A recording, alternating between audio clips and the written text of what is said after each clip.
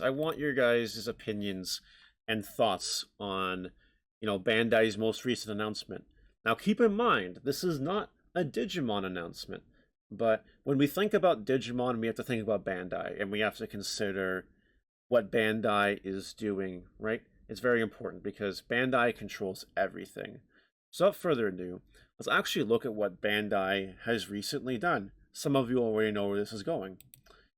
The One Piece card game that they just announced. They announced the One Piece card game. A new trading card game is on the way. And not only that, we have starter decks, which they're going to start with 4 starter decks, which is kind of insane when you think that DBS only started with 2 or 3. Digimon definitely only started with 3. And then today they just announced the new set is going to be called Romance Dawn. BT1 for the One Piece card game is called Romance Dawn, with 12 cards per pack, and they're also designing sleeves. So it seems like Bandai is really, really going ahead with this, right? They're starting a new card game, and they've decided to do One Piece because One Piece is Bandai IP, right? So now we got to ask ourselves the question. Are we going to be playing the One Piece trading card game, right? Are you guys going to be playing the One Piece trading card game? You got to keep in mind that Bandai already has DBS on the ball, and they also have Digimon, which is growing at an accelerated rate. Bandai is obviously doing something right at this moment in time, which is why Digimon is so successful. So from a marketing and business standpoint, Digimon is going well.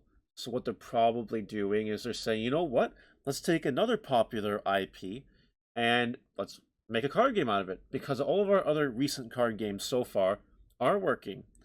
Ever since they started DBS, they've all obviously been on a good trail because Digimon followed and it's doing fine, right? This isn't like the old Bandai games, the ones that barely took off. Bandai seems to have found the formula that works for them. And it seems like they're going to be testing it once again with the One Piece trading card game. I just hope, what I'm hoping, is that Bandai does not neglect. Because I gotta be real, it feels like Bandai has kind of neglected Dragon Ball Super when Digimon has been growing. Maybe it's not super obvious, but I know that a lot of Dragon Ball Super players in Canada kind of dipped little by little as Digimon gained more popularity.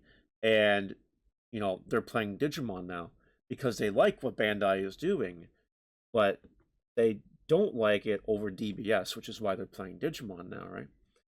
So what do you think, guys, is going to happen with One Piece? Do you think that One Piece will actually become bigger than Digimon?